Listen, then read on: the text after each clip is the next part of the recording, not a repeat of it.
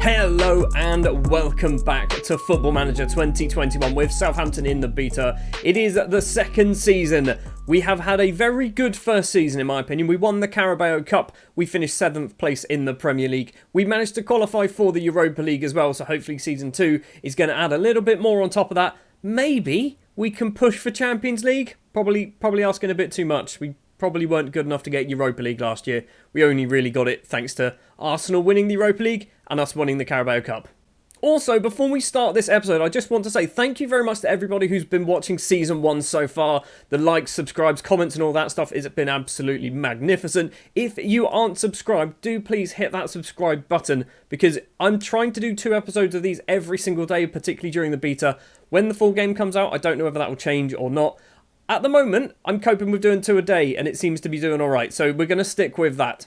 Anyway, because it's the start of a new season, we've obviously done a fair bit of transfer business. We're going to try and fly through some of the outs first. Alex McCarthy is the first one to leave. The goalkeeper didn't really play much for us in our first season. He's gone on his way to Germany for £750,000 in total, and he looks like he's just going to sit on the bench for Schalke, which is fair enough. Wesley Hoot is next up. The 27-year-old Dutch central defender was on loan at Lazio last season. He came back. I immediately transfer listed him. He got really stroppy because I transfer listed him, so I then sold him for basically any money I could get. And it actually turns out £10 million we picked up from Brighton, which it's not an awful amount of money. He was worth about 17 when we sold him.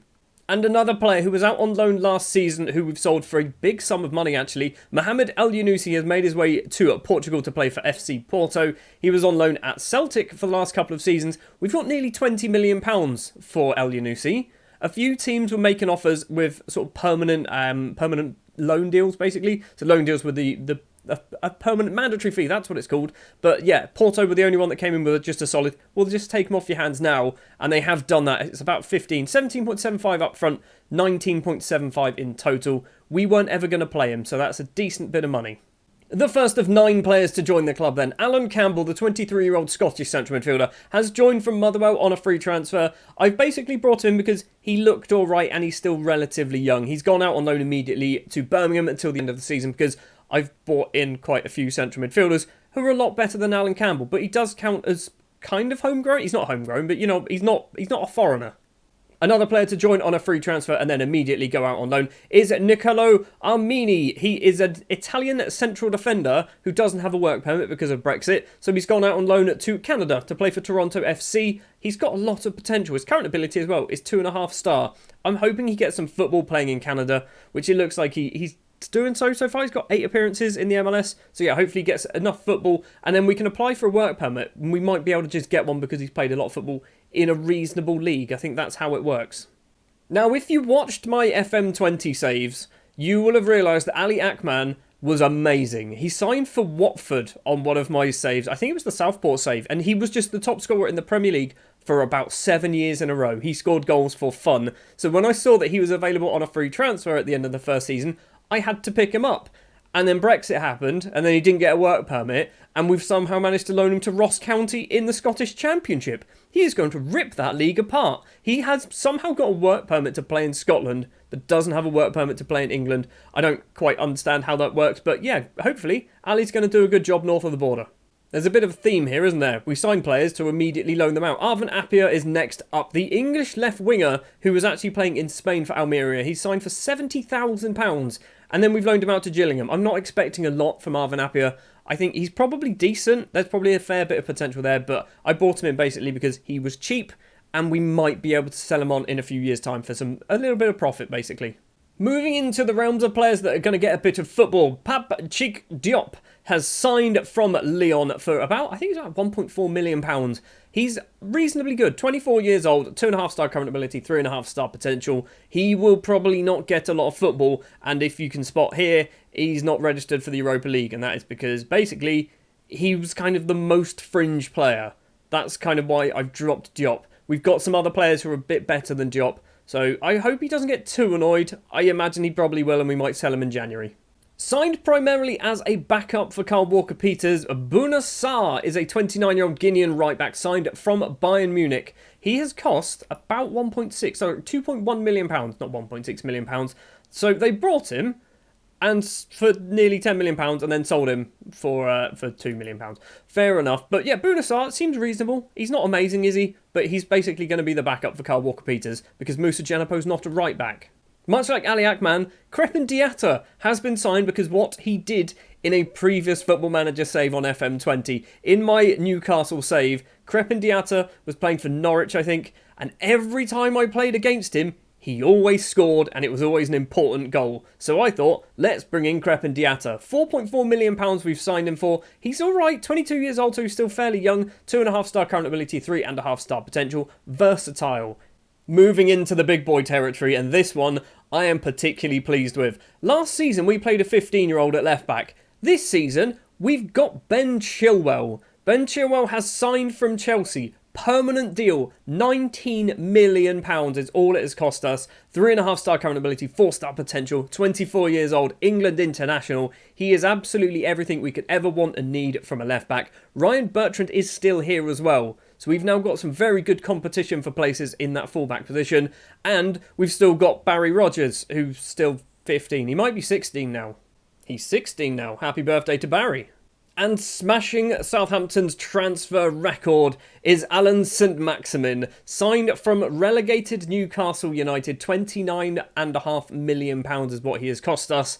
I think he's great. I absolutely love St-Maximin. When I did my Newcastle save last season, I don't think he was at the club anymore when I joined, or if he was, he wasn't as good as what he is now.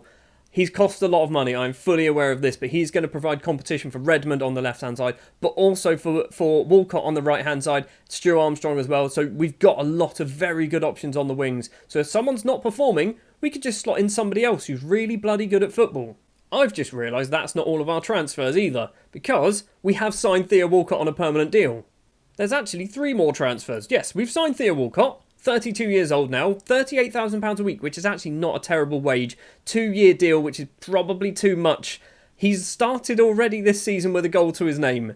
I don't think he's going to be playing a lot of football this season. Last year, he got 12 goals in about 31 appearances, something like that.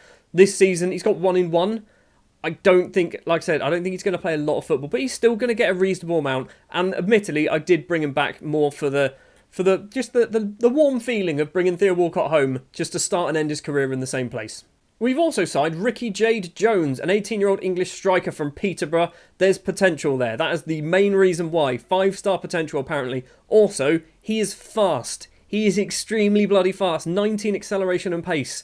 I don't know whether that's, if that's all he's got, but he's got 15 finishing as well, so there's definitely something there. He's cost only £350,000 as well. He's going to sit in the under-23s for a season or 2. We might get the odd game every now and then, possibly in cup competitions. And finally, Easton Hughes, formerly of Manchester United, released on a free transfer. I brought him in to be the backup right back for Walker-Peters, and then I bought, what's his name, Bouna Sarr. So Easton Hughes is probably just going to sit in the under-23s. He's not bad, is he? Also, we've loaned out a lot of people. I mean, a very, very large number of people. Will Smallbone going to West Brom, Vokins to Bristol City, which, by the way, is a new feeder club. We've loaned out Jan Valery, he's gone to Galatasaray. Alan Chapchet to Hartlepool. Fidel Ross Lang to Oxford. A lot of people, as you can see. Nathan Teller played a fair amount of games last season. He's gone to Charlton. Will Ferry has gone to Cardiff.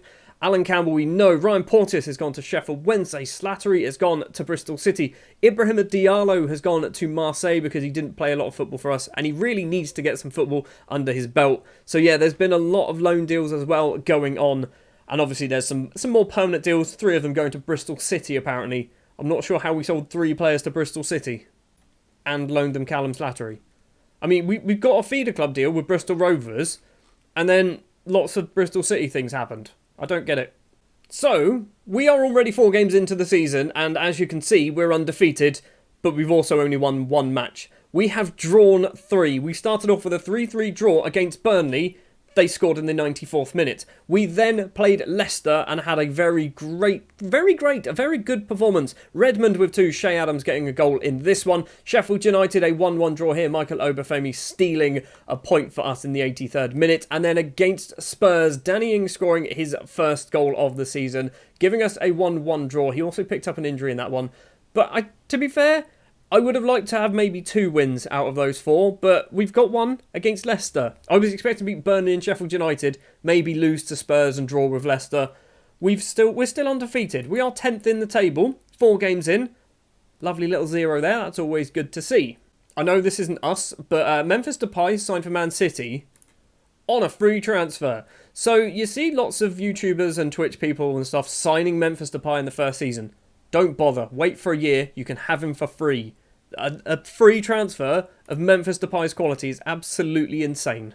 The final thing to mention before we get into the one match of today's episode, which will be up against the Carabao Cup finalists, Everton, the team that we beat in the final, obviously, to win the title.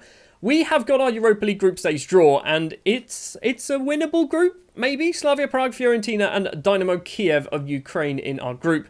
I think that's not a terrible group. If we have a look at all the groups, can we just do all groups? All groups, there we go.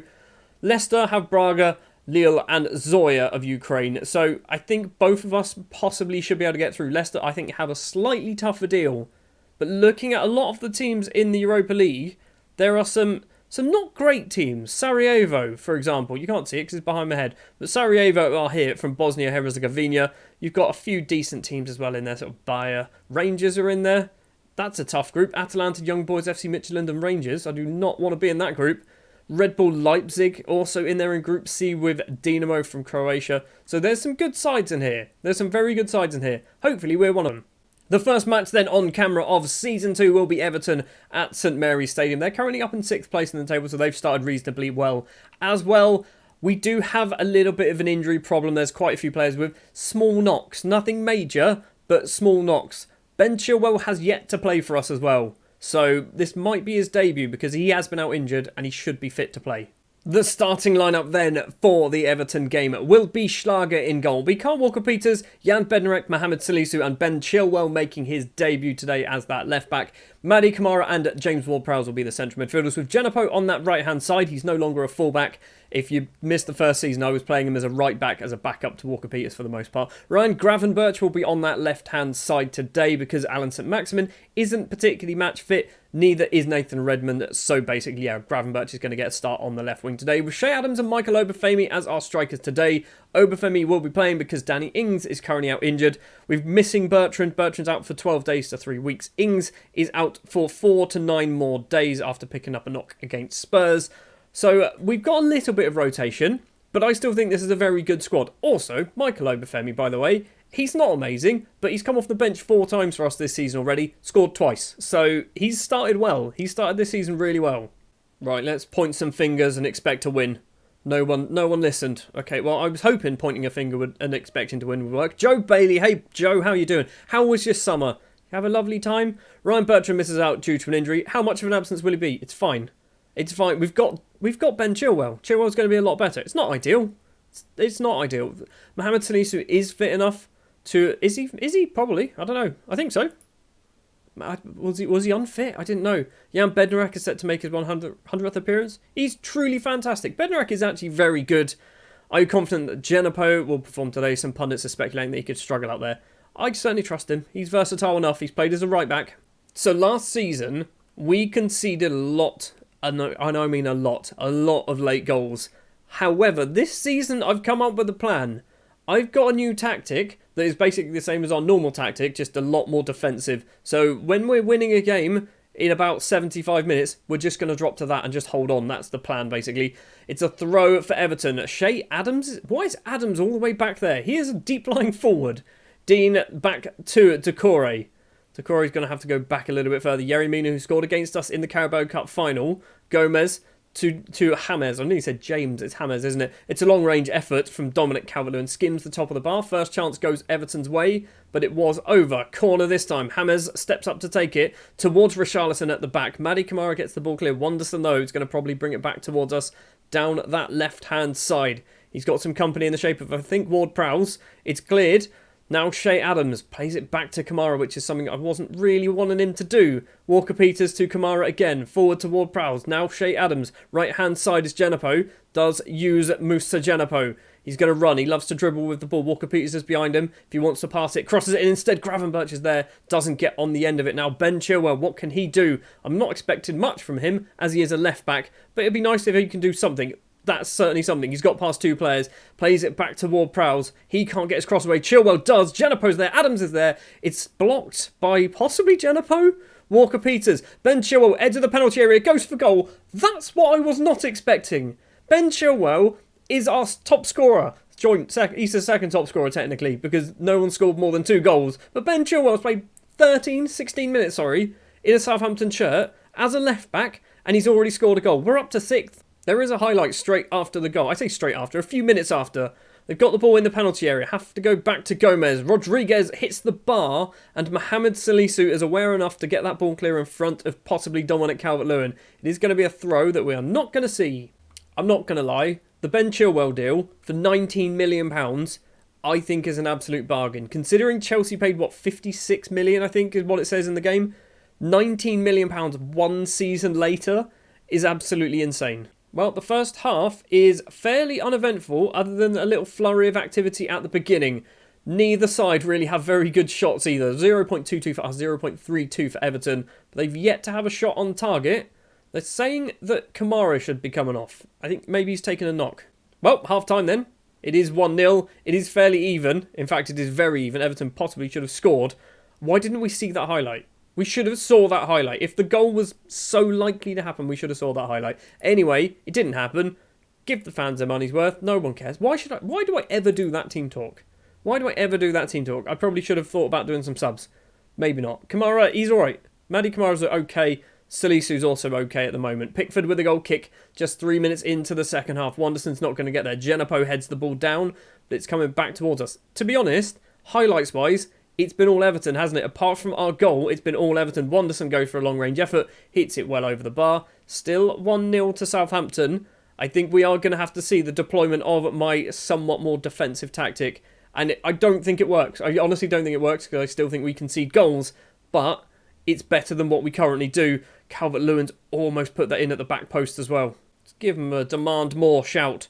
We've seen some smiley faces. Walker-Peters didn't like it, but a few others, Chilwell and Mady Kamara, seem to get a bit fired up. Speaking of Mady Kamara, he's probably had his time, hasn't he? He's a bit knackered. We're going to do Armstrong on. As a ball-winning midfielder, I'm not so confident about that, but that's all we can really do. We're also going to do Gravenberch off for Alan St-Maximin. Weird that they were saying to play Bouna Sarr as a left winger, and they don't want to play St-Maximin, who is a left winger. 65 minutes. Shea Adams collects it, crosses it in. Michael Obafemi's there. He's not going to get that. St-Maximin is going to collect this. Chilwell crosses in. Obafemi with a little stooped header tries to find the top corner, and it is just over. Is it time to deploy the defensive tactic? Everton realistically probably should have themselves a goal in this game. We've got 15 minutes to play. Here we go. We're going defensive, everybody. We're going defensive. And this is what it means when we go defensive. Basically, we just dropped the wingers, back to wide midfielders, I guess is what they are. We keep one of them, St-Maximin in this situation on attack. Genepo's going to be on support. The fullbacks go to fullback or wingback on defend, basically to just try and shut up shop a little bit, be a little bit more defensive. That is ultimately the plan. Now watch Everton score 2 in the last 10 minutes. What I'm hoping for this tactic, and it seems to be the case so far, is it is a highlight killer. I'm hoping we drop to this tactic and nothing happens, although we've got something happening at the moment. Everton coming forward, Svensson with it. He's going to run past St-Maximin. He's keeping on going into the penalty area. Why are we standing off him? Chilwell sticks a foot in, nicks that ball away, and now possibly a counter-attack is on. And we've got the numbers. Ward-Prowse is running with it. He's held up play. St-Maximin dinks it over. Shea Adams is there on the half volley. Shea Adams makes it 2-0 against Everton. It's looking likely 3 points are coming home to St Mary's. I'd just love to keep this clean sheet now. And now that I've said that out loud, the game's going to concede, isn't it? Sigurdsson with a free kick, curling effort. It's not a curling effort, actually. It's a straight effort. We've got one more sub to use. We're going to do Obafemi for Theo Walcott, I think. No, we won't. No, undo that. Undo's over there. We're going to do Obafemi for Unlandulu. Unlandulu is like my 4th choice striker, so he's still getting the odd game here or there, but not as much as basically Michael Obafemi, Shea Adams and Danny Ings. We've got a minute to play. The kick upfield, Moussa Janapo's not going to get there. Yerry Mina has it all the way back to Jordan Pickford in the Everton goal. 40 seconds. There's 40 seconds to play. I think the 3 points are coming home. Are we going to get a clean sheet?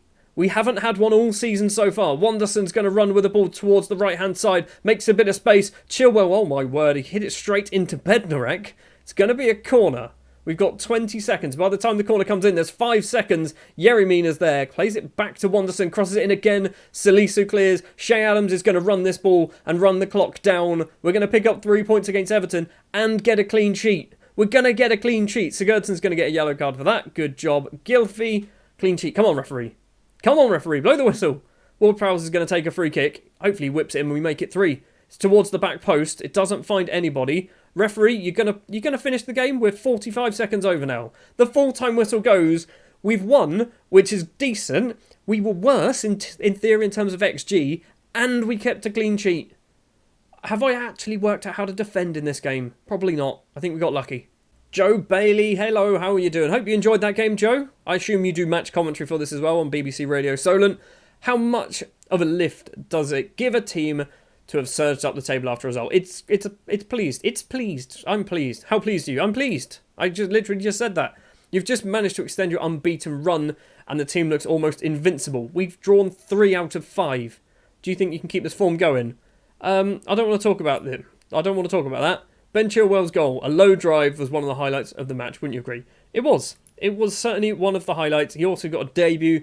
It was a good debut. I'm not gonna blow his trumpet too much, but he did have a very good debut. 2-0 then against Everton. 6th place in the Premier League, 5 games played.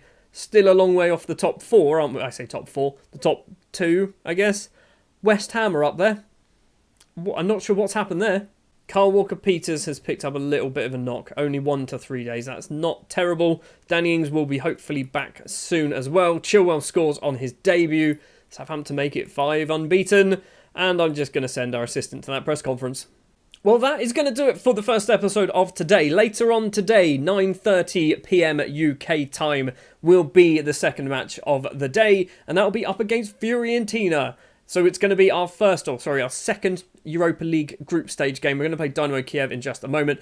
Norwich, Derby and Aston Villa as well in the middle. Hopefully we can get past Derby in the Carabao Cup. Maybe we can look at retaining and defending our title. I'm probably asking a little bit too much there. Maybe we can just win the Europa League. Let's go for that one. Thank you very much for watching this episode of Football Manager 2021 with Southampton. If you did enjoy, do please remember to leave a like. If you are new here and you want to see more, hit the subscribe button. Ding the bell as well so you get notified when the Fiorentina episode is released in about 3 hours, maybe 2.5 hours, 3.5 hours, some time. And yeah, I will see you in the next episode when we play Fiorentina in the Europa League. Thanks for watching.